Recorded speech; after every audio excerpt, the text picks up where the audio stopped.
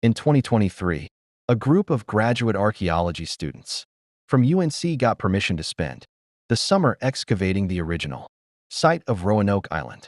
The project was unofficial, half-funded, and mostly dismissed. Too many expeditions had already combed the area. There was nothing left to find.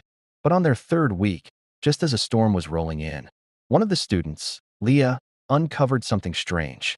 A trapdoor, buried beneath a collapsed cabin foundation, reinforced with old English iron nails, centuries rusted. It wasn't on any map. No one had ever mentioned an underground structure. They opened it.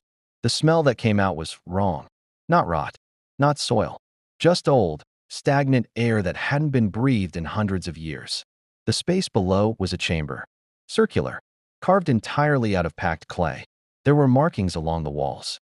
Not English, not Algonquin, not anything they could recognize. And in the center, a single object. A tree stump, pale, twisted, still wet, and carved across the top in deep, blackened grooves. Croatoan. They joked at first, called it a ritual space, took pictures, cataloged the find. But that night, Leah didn't come back to camp. They searched the woods for hours, calling her name, but found nothing. Only her phone, lying on the forest floor, camera still open. The last photo. The chamber.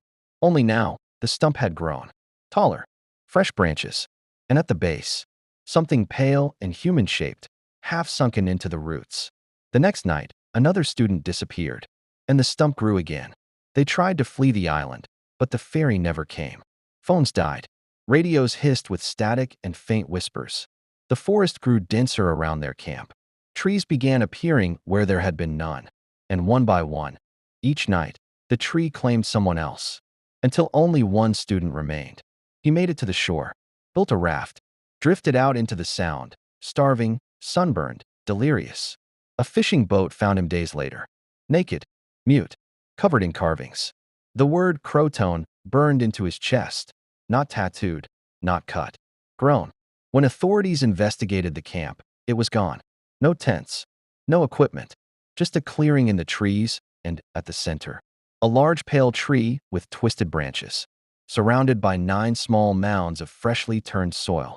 They closed the case, called it exposure, hysteria, misadventure. But the locals say the tree's still growing. And on quiet nights, if you stand close enough, you can hear it whisper in voices not heard since 1587. We are the colony.